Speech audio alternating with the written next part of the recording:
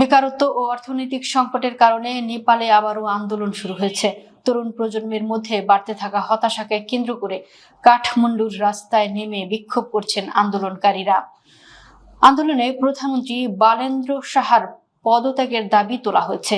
আন্দোলন ঘিরে গত 3 দিনে 2 জনের মৃত্যু হয়েছে। গুরুতর আহত অবস্থায় চিকিৎসাধীন আরও একজন। সোমবার 13 জুলাই আন্তর্জাতিক সংবাদ মাধ্যম এনডিটিভির প্রতিবেদনে তথ্যটি প্রকাশ করা হয়।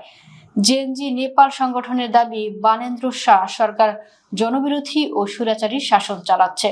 সংগঠনের দাবি, সাম্প্রতিক বাজেট ও সরকারি নীতিতে যুবকদের কর্মসংস্থান বা আর্থিক নিরাপত্তা নিশ্চিতের মতো কোনো বাস্তব পদক্ষেপ দেখা যায়নি। দেশের যুব সমাজের কর্মসংস্থান, আয় বৃদ্ধি ও ভবিষ্যৎ নিয়ে সরকারের কোনো কার্যকর পরিকল্পনা নেই।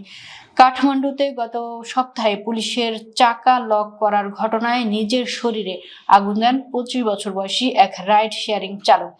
এতে তার মৃত্যু হয়। তার মৃত্যুকে কেন্দ্র করেই নেপালে নতুন করে জনরোষ ছড়িয়ে পড়ে।